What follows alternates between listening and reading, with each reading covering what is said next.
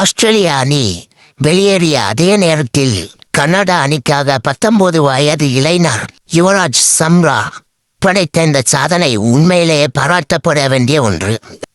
யுவராஜ் சிங் இந்த பேரை கேட்டாலே நமக்கு 6 பந்தில் 6 சிக்ஸர் தான் ஞாபகம் வரும்.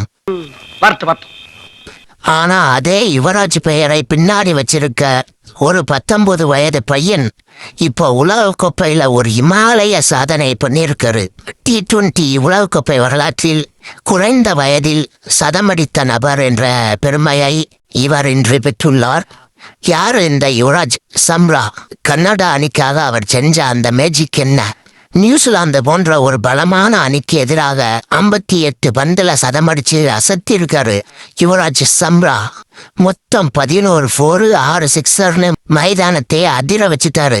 T20 உலகக்கோப்பை வரலாற்றிலேயே ஒரு அசோசியேட் டீம் வீரர் அடிக்கிற முதல் சதம் இதுதான். இது சாதாரண விஷயம் கிடையாது நண்பர்களே. இதுல இவர் வெறும் 19 வயதிலே அடித்திருக்கிறார். இவர் பெயருக்கு பின்னாடி ஒரு கதை இருக்கு. இந்த பையனுக்கு ஏன் யுவராஜ்னு பேர் வந்துச்சு தெரியுமா? Yuvi, we know that your dad named you after Yuvraj Singh. So your dad has been a big Yuvraj Singh fan. Was that the reason? Yeah, my dad was a really big Yuvraj Singh fan. He followed his cricket journey throughout, and he told my mom, like, if there's a boy, he wants to name it Yuvraj no matter what, and I guess he named me that. Do you also like hitting big sixes like Yuvraj Singh? Yeah, he's my idol as well, and just love the way he bats. அவரோட அப்பா நம்ம legend Yuvraj சிங்கோட மிகப்பெரிய ரசிகனா. தன் பையனும் அவரை மாதிரியே விளையாடணும்னு ஆசைப்பட்டு தான் இந்த பேரை வச்சிருக்காரு.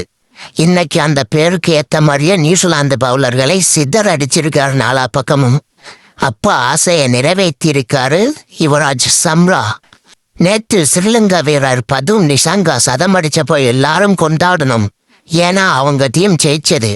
ஆனா இன்னைக்கு கனடா தோத்திருக்கலாம், நியூசிலாந்து ஈஸியா ஜெயிச்சிருக்கலாம். ஆனா இந்த 19 வயசு பையனோட உழைப்பு அந்த தோல்வியில மறைஞ்சிடக்கூடாது நண்பர்களே. நிசங்காவுக்கு கொடுத்த அதே பாராட்டும் அன்பும் இந்த இளம் வீரருக்கும் கிடைக்கணும் நண்பர்களே. கனடா டீம்ல இருந்தாலும் நம்ம இந்திய வம்சாவளி பையன் உலகத்தையே திரும்பி பார்க்க வச்சிருக்காரு.